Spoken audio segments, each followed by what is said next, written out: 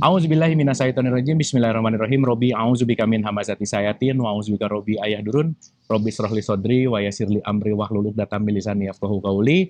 Assalamualaikum warahmatullahi wabarakatuh. Waalaikumsalam warahmatullahi wabarakatuh. Alhamdulillah saya ketemu sama ustazah terfavorit ya. Ini ustazah favorit saya dalam semua pembelajaran di mana kita janjian kemarin dan alhamdulillah di sela-sela kesibukan beliau yang teramat sangat dahsyat gitu, sibuk banget, mepet-mepet banget gitu. Kapan ada di Filipina, kapan ada di Turki, kapan ada di pokoknya ustazah yang benar-benar muter-muter terus dan tidak lelah untuk mengangkat derajat martabat perempuan. So tidak berpanjang lebar, nggak usah diperkenalkan lagi, nanti mengenalkan diri sendiri. Ini adalah Ibu Nyai gitu ya, dan ini ustazah yang sangat buat saya super keren, Ibu Nur Rofiah. Ibu sehat, Bu? Alhamdulillah. Pertama-tama hatur nuhun ya. di waktu yang kita udah lama nggak berjumpa gitu ya. Dan alhamdulillah pada kesempatan ini kita punya timingnya. Dan mungkin Bu Nur Rofiah ini salah satu pengajar ya di PT IQ. Oke, beliau ini dokter. Nah ini dokter beneran. Kalau ini dokter palsu lah ya. Dokter nggak jelas. Jadi kalau dokter humoris causa. Humoris causa ya. Ya. Oke, itu menarik. Oke, dan itu gelar belakangnya tuh menarik. Ada Bill Uzem. Nah, Bill Uzem. Kayak mungkin boleh cerita dulu Bu Nyai, kenapa Bill Uzem tuh maksudnya apa sih? Itu singkatan dari Bilim Uzmane. Ini memang banyak yang nanya. Banyak yang nanya ya? Iya. Bilim Uzmane itu sebetulnya semacam master lah. Master. MA kalau kita itu. Oke. Cuma master dalam pengetahuan gitu. Kalau bahasa terjemahan literalnya. Karenanya dia memang titel S2. Titel S2? Di Turki. Di Turki. Jadi dulu ngambil di Turki, pakai bahasa Turki berarti? Bahasa Turki. Kebetulan pakai bahasa Turki karena banyak juga yang ngambil di sana tapi yang kampusnya bahasa Inggris. Oh oke. Berarti belajar bahasa Turki dulu? Iya, 1 tahun hanya bahasa Turki. Oh, ahli banget sekarang berarti? Enggak ada lawan. Punya alasan. Bu, kalau dalam bahasa Turki, selamat datang, opening gimana sih Bu? Coba. Opening itu ya misalnya kita mau opening acara gitu, kalau pakai bahasa Turki gimana? Misalnya ini dialog positif. Iya. Dialog positif hoş geldiniz. Itu artinya selamat datang di dialog positif. Asik, mantap, keren. Oke, kita lagi mau bahas tentang hal yang agak sedikit sekarang ini lagi trending topik gitu ya. Karena kita mau bicara tentang relasi kuasa gitu. Di mana relasi kuasa ini ketika mendapatkan penafsiran yang dalam tanda petik ya kita sebut bias gitu. Sehingga kalau teman-teman yang sering banget nonton video-videonya Ibu Nur Rofiah ini, beliau ini adalah pengangkat derajat wanita perempuan gitu Pejuang gitu. Dan salah satu ulama besar di KUPI ya Bu ya. Betul ya? KUPI itu adalah salah satu jaringan Kongres Ulama Perempuan Indonesia. Kongres Ulama Perempuan Indonesia, dan itu keren banget di mana terkadang kalau kita ngelihat gender antara laki-laki dan perempuan lebih banyak dalam tanda petik dirugikan karena tafsir-tafsir yang kelihatan kayak mendominasi laki-laki gitu. Jadi sebelum dilanjut, buat para istri yang lagi sendirian nonton, ajak suaminya dengerin ini. Karena ini penting banget supaya kita meluaskan penafsiran ini secara mubadalah. Kalau mubadalah itu artinya kesalingan gitu. Nah, jadi kita akan mulai tentang startnya dari mana sih Bu? Begini, mungkin kalau relasi kuasa itu sendiri kan bagaimana manusia berelasi itu berdasarkan pada power ya. Power, oke. Kan power relation namanya juga. Kuasa itu di mana orang itu bisa yang mengendalikan pihak lain. Oke. Karena kekuatannya itu, karena powernya itu. Nah, kekuatan itu kan bermacam-macam, bisa ilmu pengetahuan. Oke. Orang yang berilmu itu kalau bicara dengan yang tidak berilmu, dia bisa mendominasi. Karena lebih. Dia tuh tahu banyak hal gitu. Yes. Makanya di hadapan profesor gini. Iya, gitu. Yang kedua, misalnya harta ya. Oke. Orang miskin bisa yang dikendalikan oleh pihak kuat dalam pihak kaya dalam berelasi. Mungkin senioritas anak bisa dikendalikan oleh orang tua, tapi begitu orang tuanya lansia, dia dikendalikan oleh anak. Gitu. Oke. Mungkin popularitas di hadapan orang yang populer, orang yang tidak populer itu bisa ya, gitu kan? Iya. Sekarang yang followernya lebih banyak punya power, padahal mungkin dia nggak kompeten. Padahal followernya bodong. Padahal followernya juga robot, bodong, bener Bu, benar. Tapi popularitas sih, bukan follower, tapi popularitasnya dia bisa menggunakan popularitas itu power gitu maksud saya. Yes. Dia mungkin akan menguasai media karena dia daya tarik pada medianya lebih tinggi, lebih tinggi. Itu relasi itu tidak lepas dari power.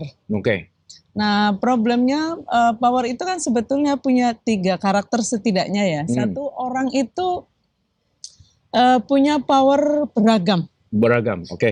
Bisa pengetahuan, harta, kekuasaan, bisa sekaligus. Semuanya. Ya, semuanya. Bisa juga tidak. Makanya orang rentan menjadi korban kedoliman itu karena powerless dia. Ya, dia tidak punya pengetahuan. Kalau semakin banyak di hadapan pihak lain, dia semakin powerless, semakin rentan menjadi korban. Yang kedua adalah orang itu punya relasi juga kan tidak tunggal. Saya dengan Kang Abu, saya dengan anak saya dengan itu tuh bisa yang dengan Kang Abu mungkin setara dengan pimpinan saya jadi lebih rendah, dengan mahasiswa di kelas mungkin saya lebih tinggi. Jadi karena itu power relationship dinamis banget gitu. Tapi ada beberapa hal yang perlu kita sadari ya. Power itu relasi kuasa itu kalau kita melihat sejarah peradaban manusia itu kan ini sering banget diungkapkan supaya kita tahu nih bahwa Quran juga dia turun itu kan merespon peradaban manusia yang sedang bergerak. Begitupun ketika kita baca Al-Quran, siapapun baca Al-Quran dia juga bagian dari peradaban manusia. Gitu, ya? Nah, problemnya adalah peradaban manusia itu punya sisi gelap yang luar biasa, Kang Abu. Yang saya selalu ingat bahwa kita semua adalah anak kandung patriarki. Gitu. Tapi sebetulnya lebih jauh lagi tidak hanya sistem patriarki, tetapi sistem yang dolim. Misalnya adanya peperangan yang terus-menerus. Sejarah peradaban manusia tuh. Coba aja belajar sejarah pasti pusing karena harus ngapalin tahun-tahun. Tahun-tahun perang ini. Perang ABCD itu, semua negara itu punya sejarah perang. Yang kedua penjajahan. Yang ketiga perbudakan. Jadi sejarah peradaban manusia itu diwarnai oleh kedoliman yang bersifat sistemik dari pihak kuat pada pihak lemah. Gitu. Sehingga berabad-abad manusia itu memandang kedoliman pihak kuat melakukan kedoliman pada pihak lemah itu normal gitu. Kayak biasa aja. Biasa banget dilazimkan. Emang udah gitu. Emang begitulah di mana-mana gitu. Termasuk di Jazirah Arabia gitu Kang Abu.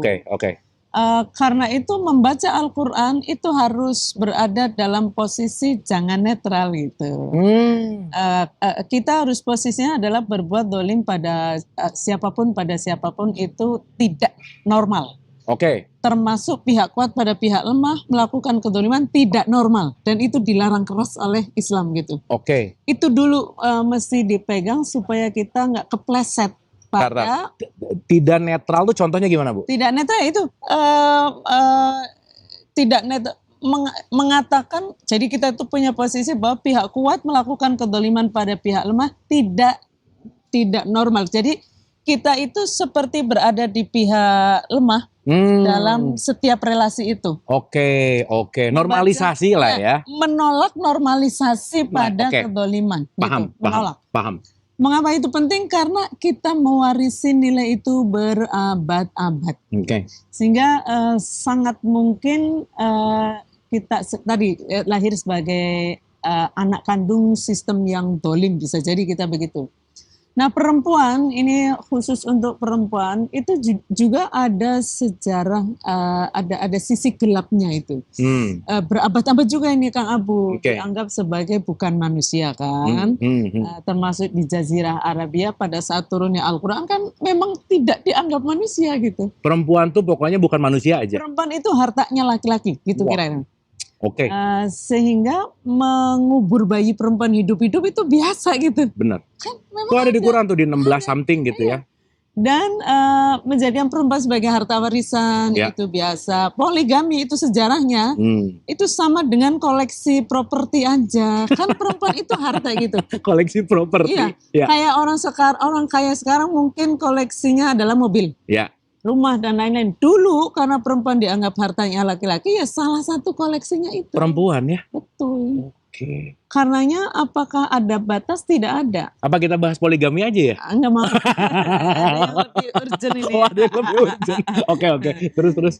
Ya, tapi mari sadari itu gitu ya. Oke. Biar dalam menafsirkan Al-Quran juga kita punya posisi, jangan netral itu kayak nggak menyadari adanya relasi kuasa yang sedang terjadi itu loh. Paham Bu, paham. Jadi membaca Al-Quran itu posisikan diri juga, dolim pada perempuan itu tidak wajar gitu. Tidak wajar. Dalam Islam itu tidak boleh, itu dulu deh. Oke.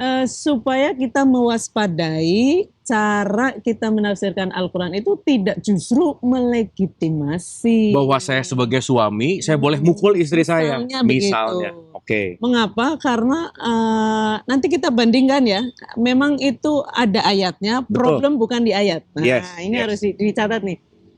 Al-Quran itu dari Allah, zat yang maha tahu, maha benar, maha adil. Ini benar adil. Ya. Sehingga seluruh informasi dalam Al-Quran, termasuk ayat-ayat pemukulan istri, mungkin ayat pembagian waris, itu pasti didasarkan pada pengetahuan tak terbatas, pasti benar dan pasti adil, termasuk pada perempuan. Oke. Ini clear ya. Tapi jangan lupa Al-Quran ditafsirkan oleh manusia, gitu loh.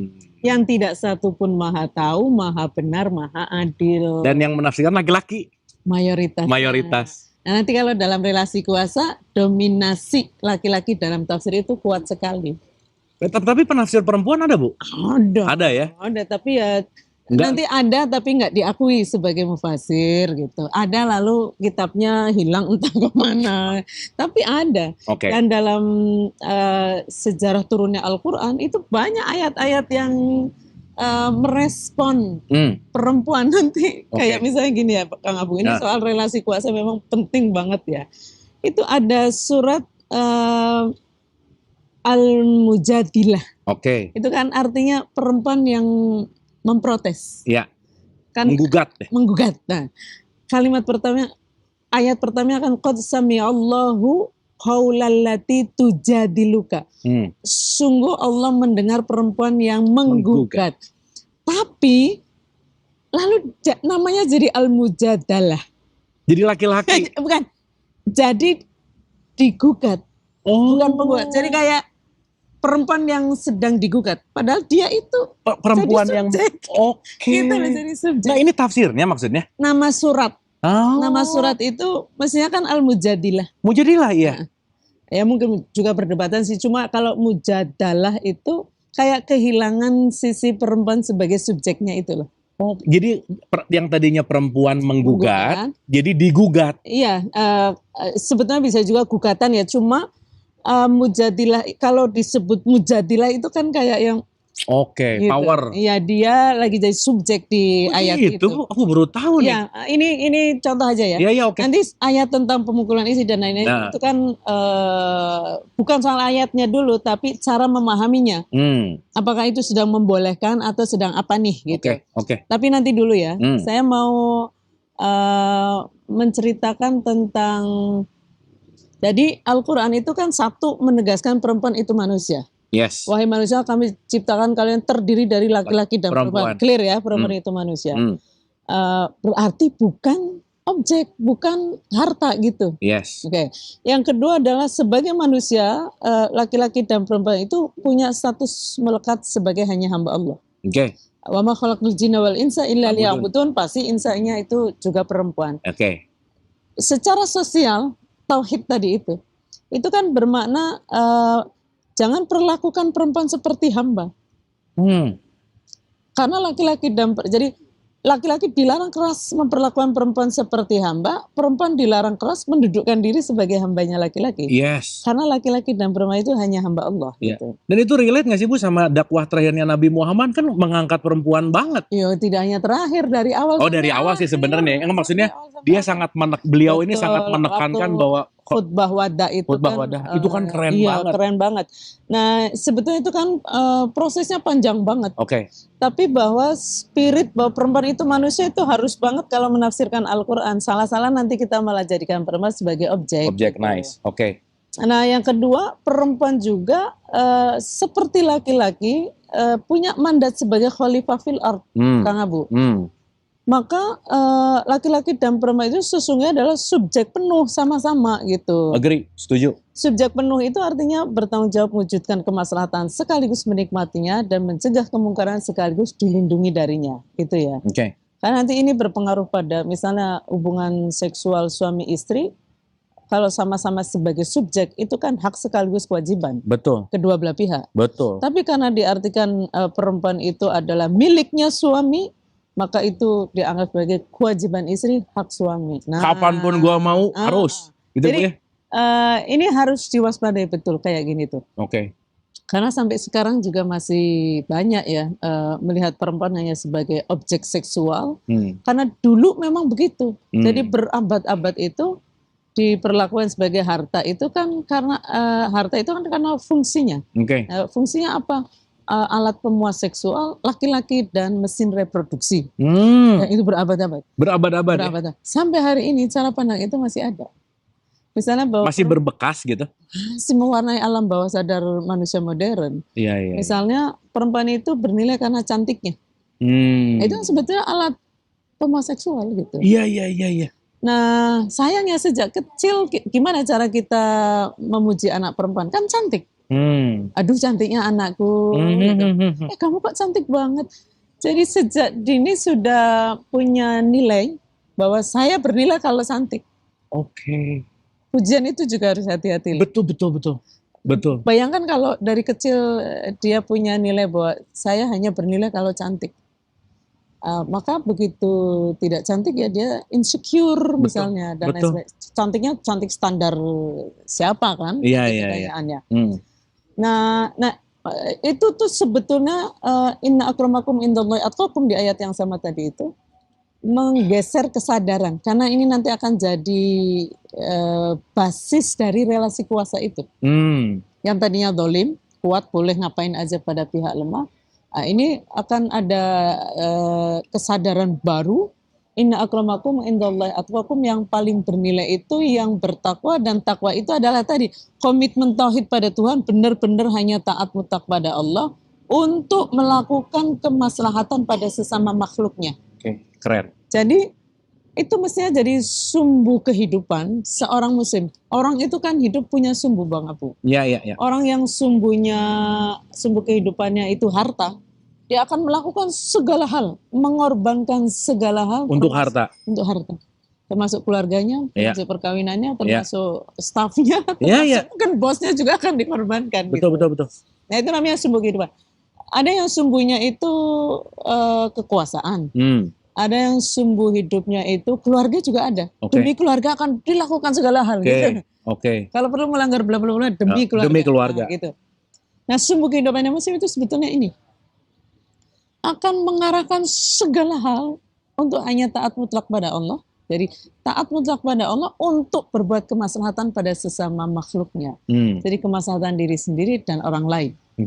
Maka semua hal selain Tuhan hanya sarana gitu, untuk sumbu kehidupan ini. Gitu. Nikah silakan, tapi harus dalam rangka taat mutlak pada Allah untuk taat mewujudkan kemaslahatan bersama antara suami dan istri. Itu keren banget sih statement. Semua hanyalah sarana. Nice, memang nice.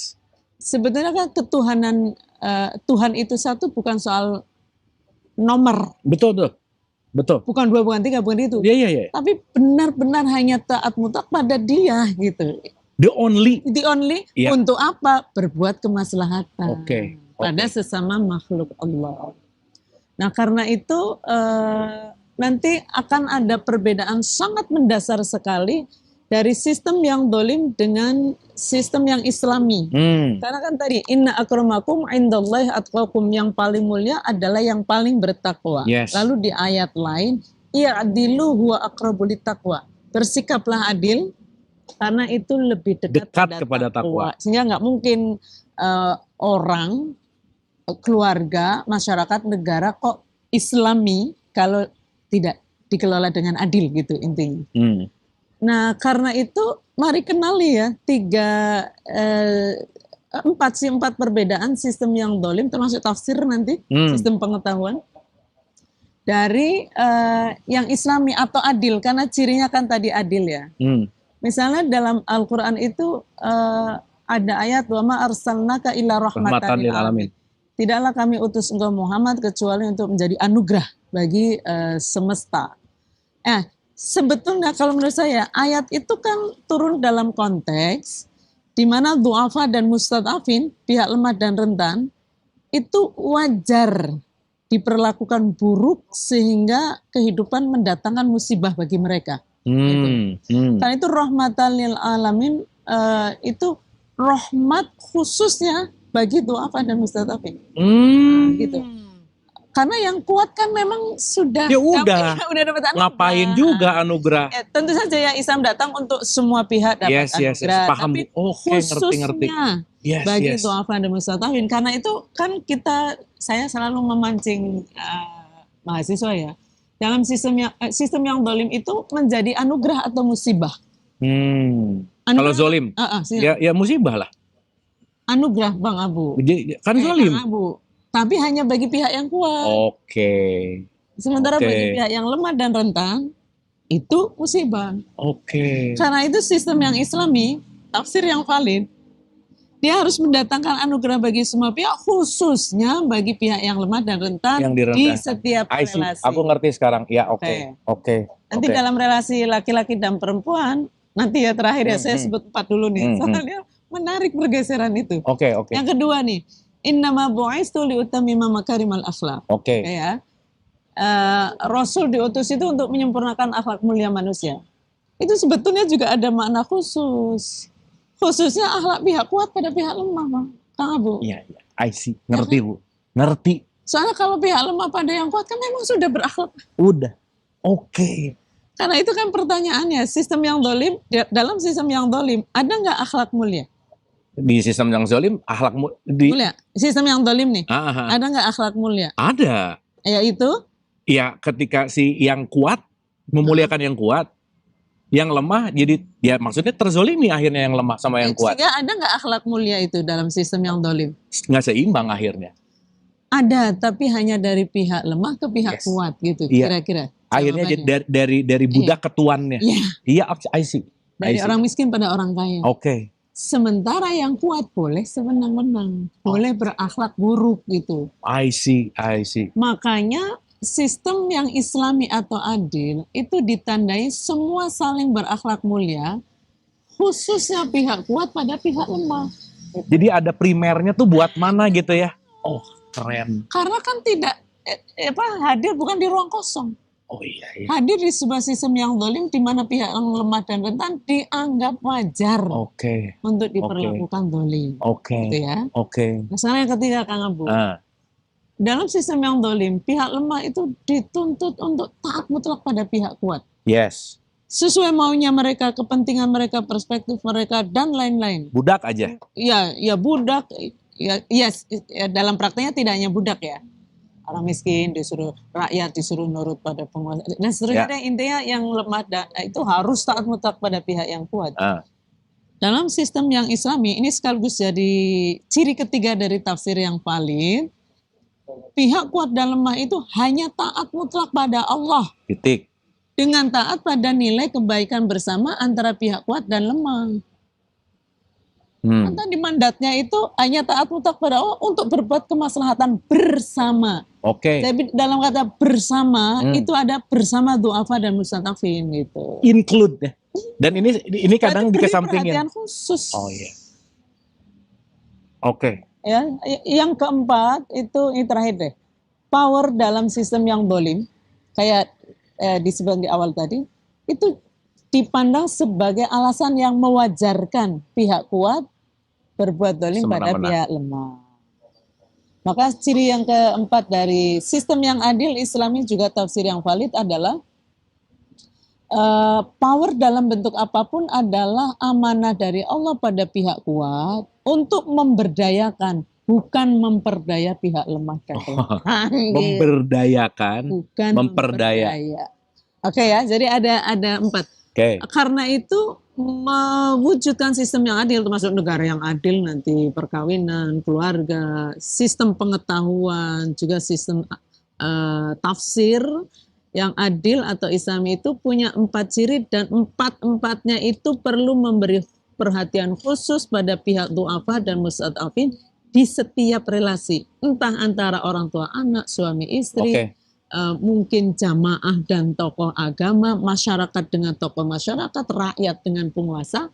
4 ini adalah satu, dia harus menjadi anugerah bagi pihak lemah dan rentan di setiap relasi. Yang anugerah, kedua, menuntut pihak kuat itu berakhlak mulia pada pihak lemah, yang tidak menuntut pihak lemah taat mutlak pada pihak yang kuat, tapi taat mutlaknya hanya pada Allah dengan taat pada nilai kebaikan bersama. Yang kedua adalah memberdayakan, bukan memperdaya. Ya. Mustad'afin itu apa sih artinya, Bu? Dilemahkan. Oh, dilemahkan. Kalau du'afa? Du'afa lemah.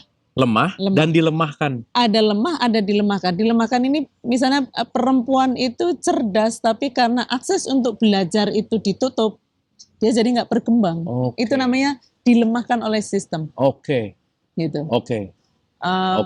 Orang ada yang rajin, nggak malas, tapi karena lapangan kerja itu sulit dijangkau oleh mereka yang tidak berduit, hanya dia dilemahkan juga, akhirnya pengangguran. Itu mustad'afin namanya. Mustad'afin. Bu, mantap. Nah, orang miskin juga kan begitu. Mustad'afin bisa jadi. Lemah itu misalnya anak kecil, lansia, sakit, difabel, nggak semua difabel ya, tapi difabel, perempuan saat reproduksi. Perempuan itu tidak selamanya lemah. Saat reproduksi dia bisa melemah. Karena kan ngeluarin darah, menstruasi, berbagi tenaga dengan bayi, waktu hamil dan menyusui. Sekarang begini. Al-Quran itu firman Allah pada manusia. Di luar relasi kuasa antar manusia. Karena Tuhan itu maha kuat. Makanya dia nggak gentar untuk marahin si pihak kuat agar berbuat adil pada pihak lemah dan rentan tadi. Cuma Al-Quran ditafsirkan terus oleh manusia. Jadi kasaran kata yang tidak terbatas dikotakan dengan keterbatasan. Al-Quran itu selalu ditafsirkan atau disampaikan melalui pemahaman manusia. Manusianya kadang kuat, kadang lemah. Tuhannya beyond our relation antar manusia. Juru bicaranya itu kan kalau nggak kuat ya lemah. Gitu. Kenapa? Karena mufasir juga seperti tadi, dia mungkin punya power beragam, power itu dinamis, dan dia berelasi itu kan tidak hanya dengan jamaahnya. Bisa jadi misalnya mufasir berhadapan dengan jamaahnya mungkin dia lebih kuat. Tapi berhadapan dengan penguasa mungkin beda lagi. Atau dengan pengusaha yang kekayaannya jauh melampaui si mufasir ini. Tapi mufasir ini ada yang dari kalangan lemah dan ada yang dari kalangan kuat nggak, Bu? Dua-duanya ada kan? Pasti beda dong. Problemnya begini, Kang Abu. Kalau kuat, kecenderungannya menasihati yang lemah kan? Bener. Nggak nasihatin diri sendiri. Iya. Kalau lemah mau nasihatin yang kuat, ngeper kan? Butuh nyali, akhirnya mau dari kuat mau dari lemah yang dinasihatin tetap aja yang lemah. Disitulah awal mula tafsir itu bias menurut saya ya. Jadi ada akar yang sangat kuat sekali karena pergeseran relasi kuasa dari Al-Quran antara Allah dengan manusia ke tafsir antar manusia itu. Wah menarik sih. Lebih menarik lagi kalau contohnya ayat perempuan. Misalnya ya, ayat tentang pemukulan istri itu kan didasarkan pada An-Nisa ayat 34. Ya. Jadi ada sahabat yang datang ke Rasul ngadu. Kalau kita lihat riwayat tentang sejarah turunnya itu gimana, latar belakangnya kayak apa, itu ada sahabat bahwa anak perempuannya ngadu ke Rasulullah karena dipukuli oleh suaminya. Lalu Rasulullah menjawab, kisos, biarkan dia balik mukul gitu. Lalu datanglah ayat ini. Ayat ini itu diawali dengan kalimat ar-rijalu qawwamuna 'alan nisa. Laki-laki itu penanggung jawab atas perempuan. Penanggung jawab ya, bukan penguasa ya. Pemimpin. Iya, kadang diartikan pemimpin, kadang diartikan penguasa. Iya, gitu loh, Bu. Bahkan ada penelitian ya, Qawamun itu, ini penelitiannya Profesor Umaymah Abu Bakar. Dia orang Mesir tuh. Dia meneliti beberapa tafsir di berbagai periode. Nah, menariknya, temuannya itu menarik sekali karena Qawwam itu diartikan oleh mufasir sesuai dengan sistem politik yang ada. Oke. Jadi ketika dia misalnya sistem kepemimpinannya itu kesultanan. Oke. Maka Qawwam itu diartikan sultan. Laki-laki itu sultannya perempuan. Ketika emirat, maka amirnya perempuan. Pemerintahnya perempuan gitu. Oke. Jadi kalau dari akar katanya istri lebih pas penanggung jawab. Oke. Itu kan kebayang nggak kalau istri tadi ya secara umum itu kan posisinya lemah. Dia dianggap hartanya suami lah secara umum tuh, dan itu nggak hanya di Jazirah Arabia. Maka mari sadari bahwa istri umumnya lemah, laki-laki umumnya kuat. Oke. Dan asbabun nuzul itu menyebutkan istri dipukulin oleh suami gitu ya. Ar-rijalu qawwamuna 'alan nisa, laki-laki adalah pemimpin atau katakanlah suami kalau konteksnya keluarga. Suami adalah misalnya pemimpin nih. Suami adalah pemimpin bagi istri. Oke. Maka apa misalnya Kang Abu? Karena suami adalah pemimpin bagi istri maka menuntun misalnya atau menuntun ya, membimbing, melindungi, memberikan contoh, memberi teladan yang baik. Itu kan arahnya pada suami ya? Betul. Oke. Yang sering terjadi adalah karena suami adalah pemimpin bagi istri, maka istri harus taat. Jadi concernnya kalau kamu pemimpin, kasih contoh dong. Iya. Harusnya kan? Kamu itu pemimpin loh yang harus melindungi istri dari pukulan orang lain, kok kamu malah mukul? Oke. Tapi kalau diartikan istri harus taat, lah gimana ini lagi dipukulin kok disuruh taat? Oke. Ini harus juga pergeseran relasi kuasa tadi. Oke. Tuhannya marah pada suami yang mukul, tapi tafsirnya malah nyuruh istri taat. Tapi ini KDRT bisa gitu loh, Bu. Ini kan ada ayatnya nih. Banget. Hantem gitu. Ya, nanti ya itu baru awalnya dulu. Oh iya, oke. Karena kalau awalnya itu begitu. Fasolihatu qanitatun hafidhatul lil ghaibi bima hafizallah. Tadi kan ada bicara tentang bima faddalallahu ba'dhum 'ala ba'dhi wa bima anfaqu min amwalihim. Itu kalau laki-laki itu pemimpin bagi perempuan, maka gunakan fadilah. Fadilah itu kelebihan. Terus harta itu untuk memastikan ini loh yang dipimpin itu baik-baik saja. Oke. Istri yang soleha itu istri yang taat pada Allah. Sebetulnya istri yang taat pada Allah, taat gitu. Qanitat itu taat.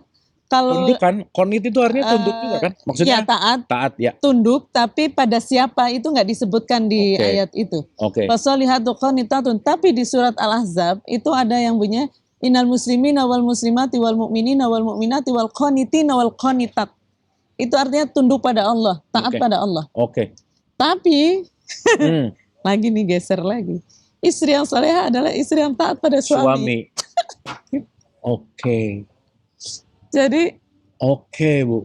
Maksudnya kan ini lagi bicara, konteksnya adalah suami mungkin curiga istrinya nusyus gitu.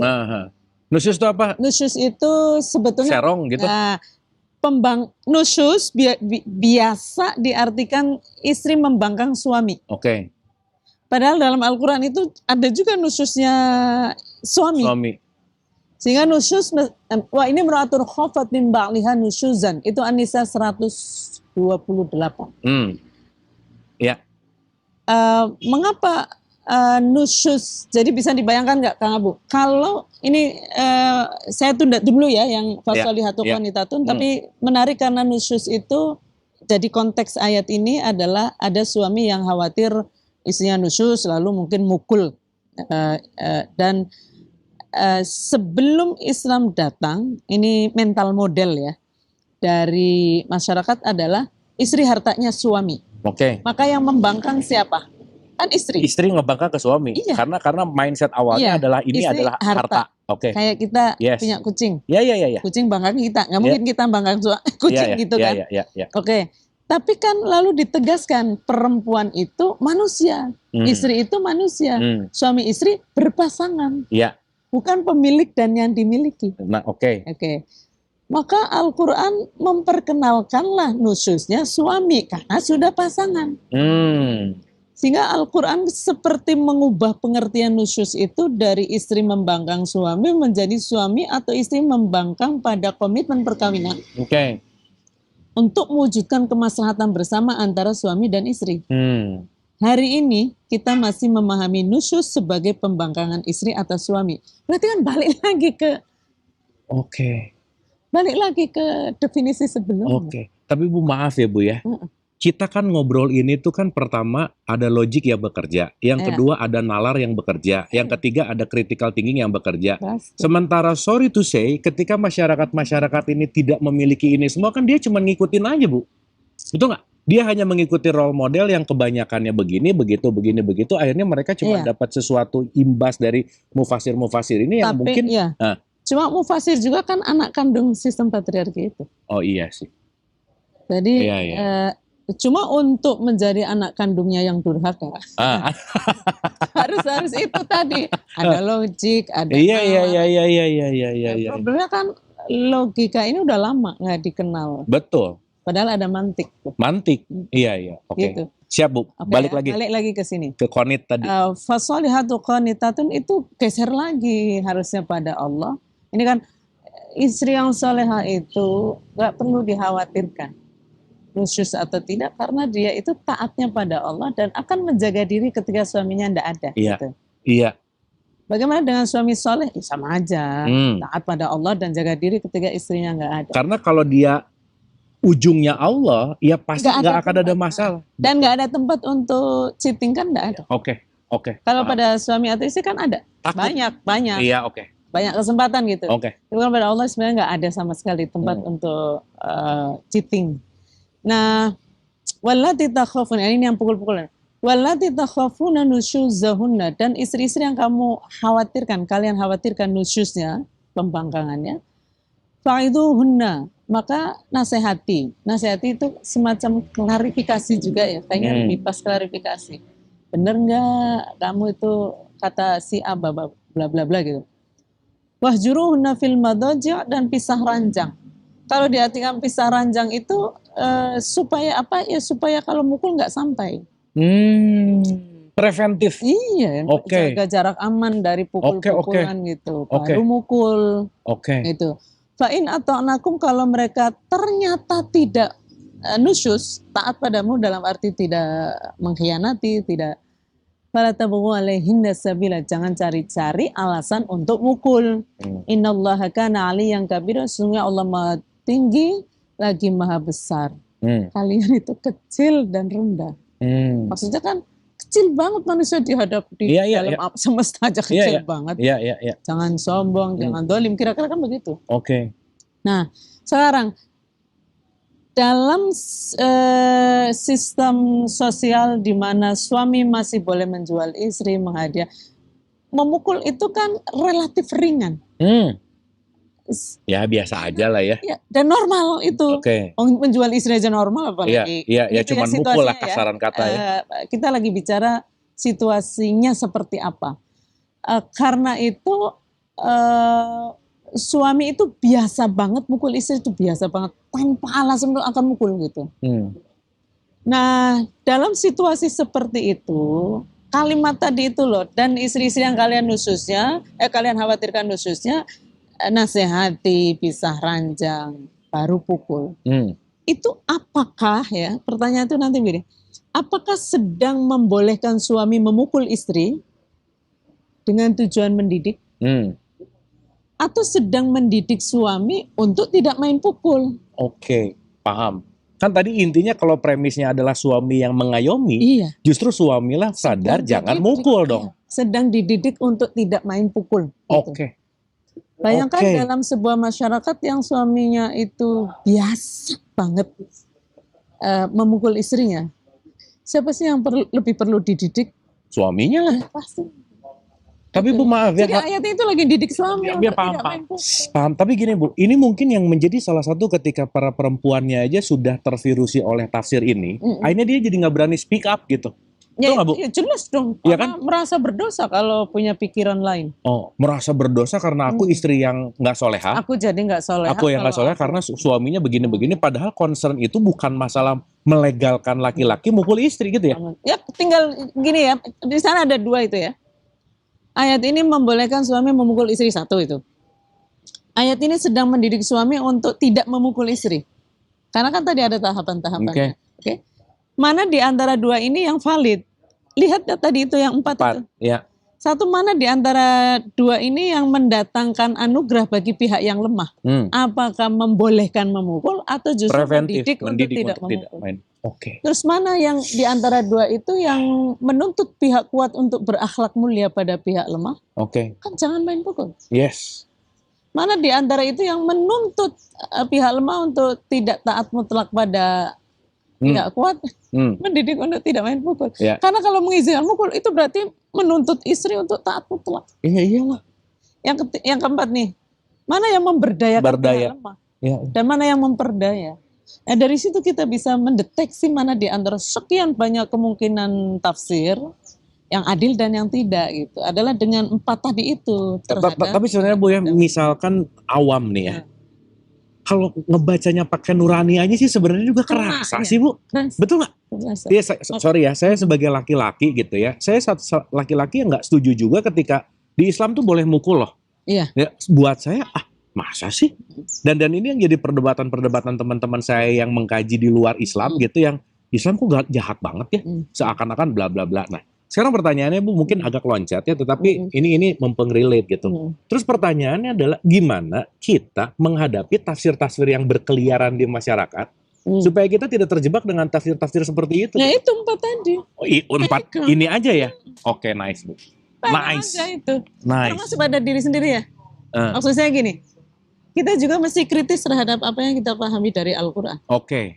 Karena mungkin saya sebagai perempuan akan dalam relasinya dengan laki-laki mungkin saya akan kritis. Tapi nanti ketika saya menafsirkan atau saya untuk anak saya bisa jadi berbeda. Kenapa ada istilah istri solehah tapi jarang ada istilah suami soleh itu? Iya. Kenapa ada birrul walidain tapi nggak ada birrul aulad?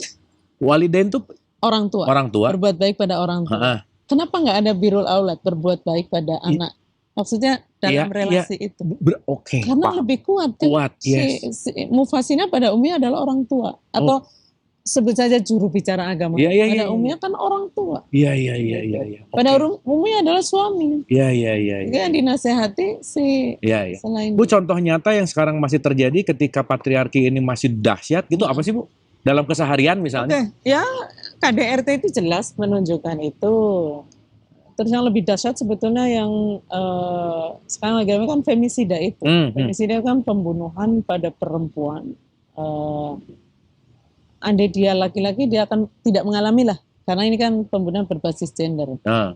Femisida ya? Femisida, fem ya, perempuan itu kan ada suicide gitu, bunuh diri karena ini pembunuhannya itu.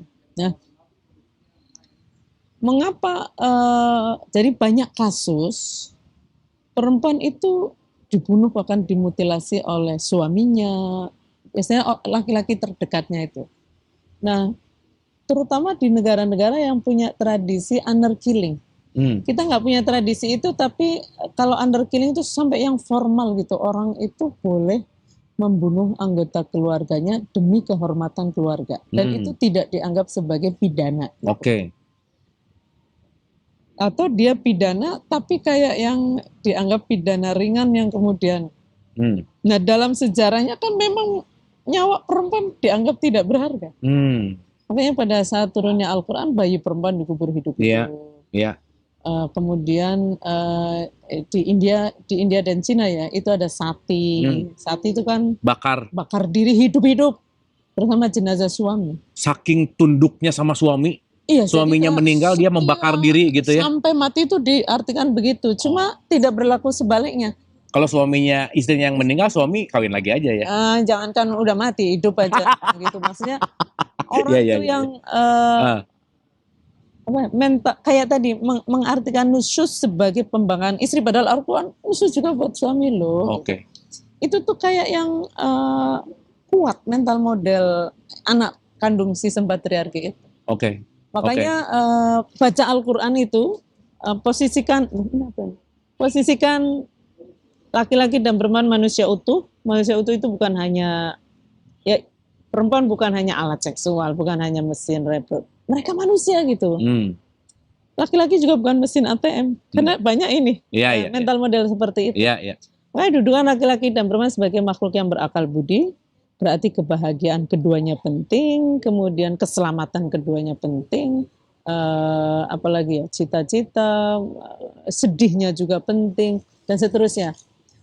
Pikirannya juga penting, mungkin pendapatnya bisa jadi sesuatu itu baik menurut laki-laki tapi tidak menurut perempuan itu.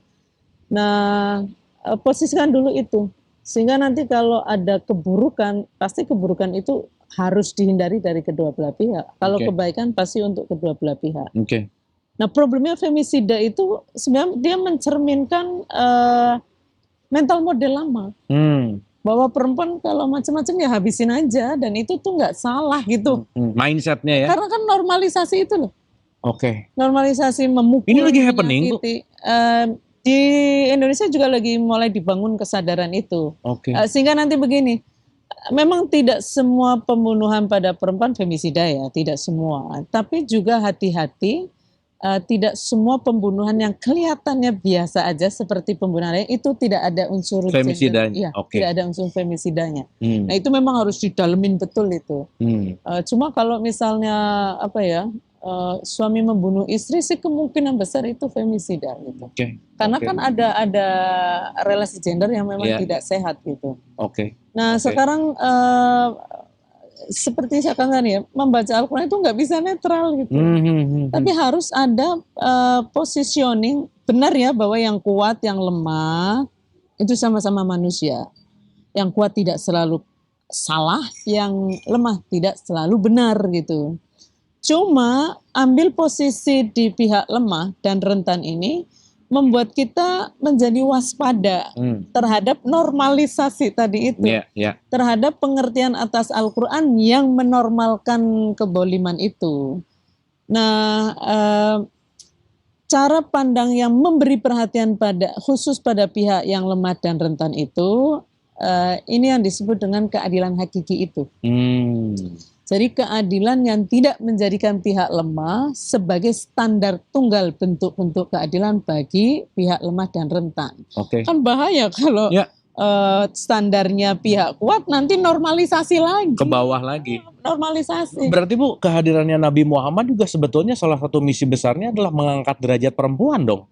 Iya kan, mengangkat derajat manusia. Ya nggak, maksudnya kalau kita melihat dari konteks patriarki tadi. Ada perhatian khusus. Perhatian khusus, yes. Makanya dalam Al-Quran itu ada surat An-Nisa dan banyak surat itu bercerita tentang perempuan. Iya.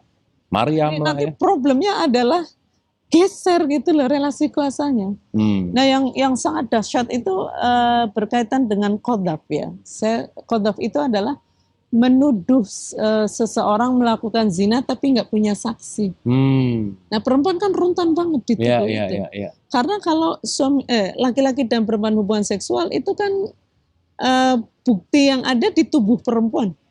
Di laki-laki kan sperma itu nggak usah dihilangkan juga bakal hilang gitu. Karena itu perempuan mudah dituduh zina, walaupun sebetulnya dia diperkosa misalnya. Ayat itu, kalau zina kan 100 kali cambuk ya, laki-laki maupun perempuan. Kalau qadhaf menuduh seseorang berbuat zina tanpa saksi, itu 80 kali dicambuk. Cuma kalimat dalam Al-Qur'annya itu kelihatan sekali itu lagi melindungi perempuan. Dan orang-orang yang menuduh perempuan baik-baik melakukan zina tanpa 4 saksi, maka cambuk 80 kali. Perempuan baik-baik. Walladzina yarmunal muhsanati, itu tuh kalimatnya perempuan banget.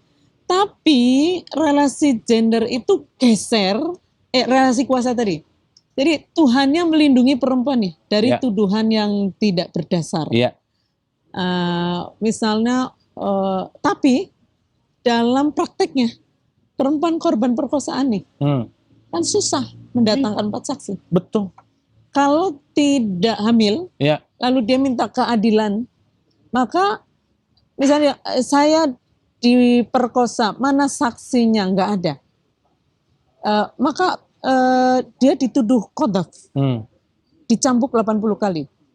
Kalau dia diperkosa dan hamil, lalu susah mendatangkan 4 saksi, 100. Jadi ayatnya sangat melindungi perempuan dari tuduhan bahwa sesungguhnya dia diperkosa tapi dituduh zina. Tapi dalam prakteknya itu justru malah membuat perempuan yang mau ditolong itu malah terjerat oleh hukuman karena relasi kuasanya geser. Gitu. Tapi Bu, maaf ya, kenapa sih kayak gini jarang banget dibahas di masjid, di pengajian ya Bu ya? Maksudnya kalau kita bicara jarang banget yang membedah tentang konteks di mana mubadalah gitu ya. Justru keadilan hakiki perempuan gitu. Justru malah ya udah aja gitu. Nah, pertanyaannya adalah kita tahu bahwa tafsir itu kan dinamis, Bu. Dan ketika kita mengambil tafsir ribuan tahun lalu katakanlah dengan keadaan sekarang peradaban yang makin maju, gimana sih kita menyikapi tafsir lama untuk kita bisa berdinamis dengan keadaan peradaban sekarang? Kalau saya sih kita mesti respect ya.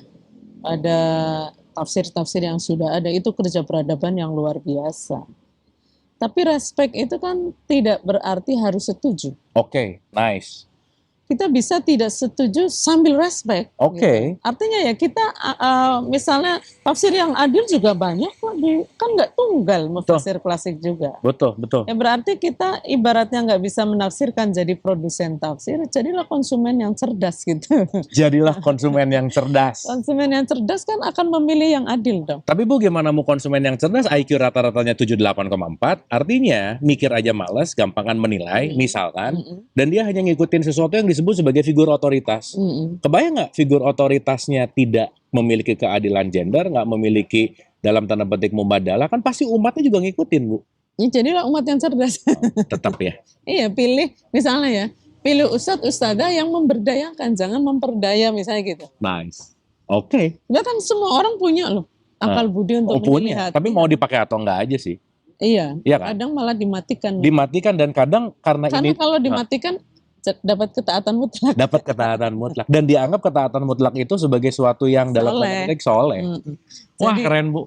Nah itu ya, jadi kenapa tidak ya, memang memahami begini kan butuh kerja keras dan melawan mainstream biasa. Kita bisa dituduh nggak Islami juga. Iya. Nah, karena perhatian khusus pada du'afa dan mustad'afin itu perlu dan harus gitu ya dalam mewujudkan sistem pengetahuan yang adil, maka dalam relasi gender beri perhatian khusus pada perempuan. Ini yang sedang saya kembangkan kan melalui konsep keadilan hakiki perempuan itu.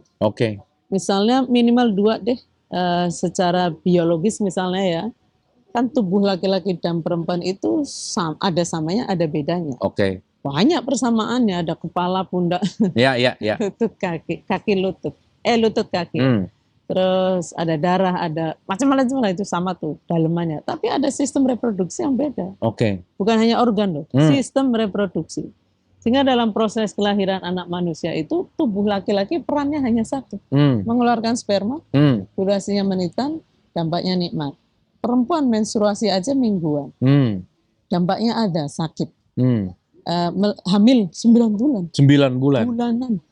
Udah haid sakit, hamil 9 bulan, sakit nifas. Juga. Lahir dulu. Lahir, sakit juga. Sakit juga, nifas, darah itu. Lalu menyusui bayi 2 tahun. Hamil, melahirkan, nifas, menyusui itu disebut oleh Al-Quran sebagai pengalaman yang kunhan melelahkan, bahkan wahnan ala wahnin, sakit atau lelah berlipat-lipat. Apa artinya sekarang? merumuskan bentuk-bentuk keadilan kemaslahatan itu tidak boleh membuat pengalaman reproduksi khas perempuan yang bisa berlangsung jam-jaman, harian, mingguan, bulanan, tahunan, dampaknya ada kurhan, wahnan, ala wahnin, makin sakit itu nggak boleh. Walaupun laki-laki tidak mengalaminya. Ya paham, Bu. Udah sakit, jangan dibikin sakit lagi dong. Iya dong. Wah keren. Dan itu problemnya laki-laki nggak ngalamin kan. Makanya dia tidak tahu sakitnya kayak apa, itu pasti nggak tahu. Mungkin melihat tapi tidak merasakan. Gitu. Nah karena tidak tahu, anggap ada apa enggak? Ya udah aja sih. Nggak ada, kamu nggak tahu gimana. Kalau nggak ada berarti kan nggak dipertimbangkan. Sementara ruang-ruang pengambilan fatwa, kebijakan negara, kearifan sosial, mayoritas laki-laki dan berabad-abad hanya laki-laki. Jadi mellow, Bu. Sesuatu yang maslahat gitu ya. Selama ini disebut maslahat bisa jadi bahaya loh buat perempuan. Kawin anak misalnya. Kawin anak itu mayoritas membolehkan. Tapi bagi perempuan kawin anak, laki-laki kawin anak ya dia akan ngeluarin sperma doang, udah menitan. Habis itu sekolah lagi sampai lulus. S3. Jadi guru besar.